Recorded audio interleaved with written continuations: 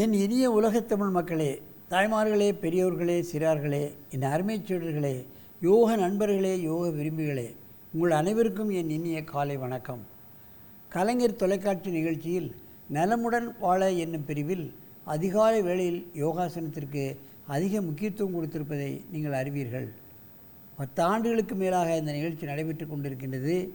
மக்கள் எல்லோரும் பார்க்கிறார்கள், பயனடைகிறார்கள் என்ற ஒரே காரணத்திற்காக இந்த நிகழ்ச்சி மட்டும் தொடர்ந்து நடைபெற்று கொண்டிருக்கின்றது. எத்தனையோ நிகழ்ச்சிகளை நடத்தி கொண்டிருக்கிறார்கள்.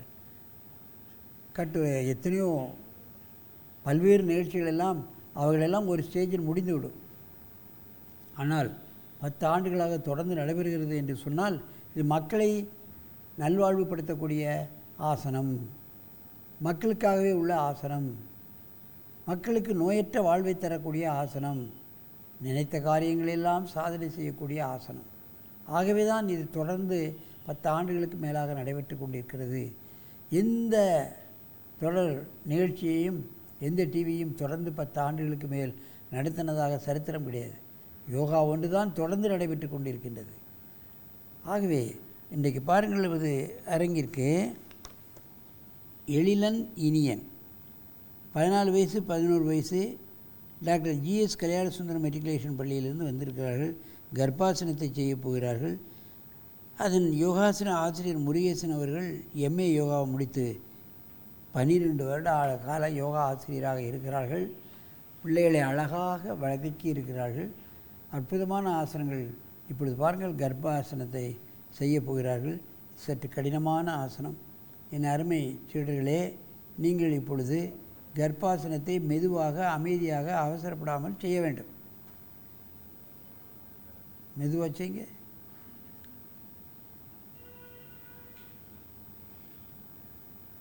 கர்ப்பத்தில் குழந்தைகள் இருக்கக்கூடிய ஒரு நிலையைத்தான் இது காட்டுகிறது. கர்ப்பாசனம் என்பது குழந்தைகள் வயிற்றுக்குள் இருக்கும் பொழுது எப்படி நிலையில் இருக்குமோ அதே நிலையில் இப்பொழுது இந்த போட்டு காட்டுகிறார்கள். கர்ப்ப காலத்தில் கர்ப்பத்துக்கு முன்பாகவே 3 மாதம் 4 மாதம் வரைக்கும் இந்த ஆசனத்தை பண்ணினால் அந்த குழந்தை ஆரோக்கியமாக எந்தவித பிரச்சனையும் இல்லாமல் பிரசவிக்கக்கூடிய ஒரு ஆசனம் கர்ப்பாசனம் என்று பெயர். மெதுவாக இறக்குங்கள். நல்ல மூச்சு வாங்கிக் கொள்ளுங்கள். 3 மாதத்துக்கு மேலே இந்த ஆசனம் பெண்கள் செய்ய முடியாது, ஆனால் ஆண்களும் செய்யலாம். மீண்டும் ஒரு முறை செய்யுங்கள்.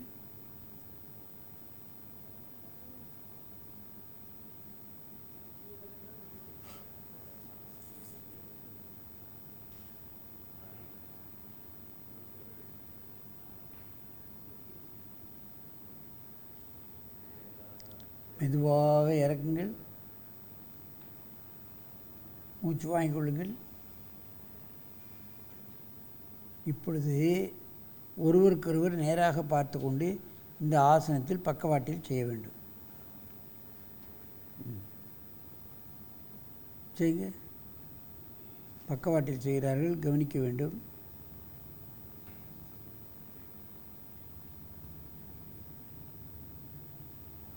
சில புஸ்தகங்களில் இந்த ஆசனங்கள் கழுத்தை கூட அப்படியே பிடிச்சிருவாங்க. அப்படியே படம் போட்டிருக்காங்க. கர்ப்பாசனத்தை இப்படி தான் குழந்தை வச்சுருக்கோம் கர்ப்பத்தில். பட் ஆனால் சில பேர்கள், சில எக்ஸ்பர்ட்ஸ் கையை இப்படி வச்சுருக்காங்க. அப்படியும் வைக்கலாம், அது பழக்கம் வேணும். மெதுவாக இறக்குங்கள். நீண்ட மூச்சு வாங்கிக் கொள்ளுங்கள்.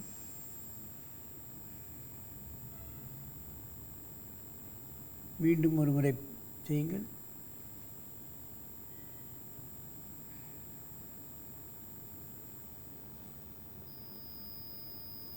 பத்மாசனத்திற்குள் கையை விட்டு வெளியே எடுப்பது என்பது கடினம். ஆரம்பத்தில் அவர்களுக்கு ஏதாவது உதவி செய்ய வேண்டும். பின்னால் விழக்கூடிய ஒரு தன்மை வரும். ஆகவே ஒரு ஓரமாக உட்கார்ந்து கொண்டு இந்த ஆசனத்தை பழகலாம். அல்லது யாராவது பின்னால் இருந்து தாங்கி கொண்டு இந்த ஆசனங்களை அவர்களை செய்ய வைக்க வேண்டும். எடுத்த எடுப்பிலே செய்தால் பின்னால் சாஞ்சிருவாங்க. அதனால் ஓரமாக செய்வீங்க. அல்லது யாராவது பின்னால் நின்றுக்கணும். முதுகு அடை கொடுக்குற மாதிரி நின்றுக்கிட்டோம்னா இந்த ஆசனத்தை லகுவாக செய்யக்கூடிய ஆசனம்.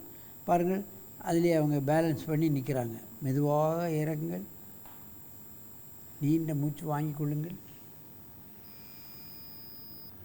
டெலிவரி சமயத்தில் பல்வேறு பிரச்சனைகள் வந்து விடுகிறது. அது வராமல் காக்க வேண்டும் என்று சொன்னால் இந்த ஆசனத்தை 2 மாதம் பண்ணணும். குண்டாக இருக்கவர்கள் முடிஞ்ச அளவு பண்ணுங்கள். ஒல்லியாக இருப்பவர்கள் முழுமையாக பண்ணலாம். 3 மாதம் வரைக்கும் பண்ணலாம் ஒல்லியாக இருப்பவர்கள். ஆகவே இதை செய்துவிட்டால் கர்ப்பத்தில் எந்த பிரச்சனையும் வராது. கர்ப்பம் பிறந்த பிறகும் குழந்தை பிறந்த பிறகும் நமக்கு எந்த பிரச்சனையும் வராது. அதுதான் யோக இலக்கியம் சொல்கிறது. பெண்களுக்கு ஏற்படக்கூடிய பல்வேறு பிரச்சனைகளுக்கு நம்ம திருமந்திரம் வழிவகுக்கிறது. ஆகவே இது போன்ற ஆசனங்களை காலையிலும் மாலையிலும் விடாமுயற்சியோடு பழகி என்றும் ஆரோக்கியமாக இனிது நெடிது வாழ வேண்டும் என்று கேட்டு உங்களிடமிருந்து விடைபெறுவது ஆசனம் ஆண்டியப்பன். வணக்கம்.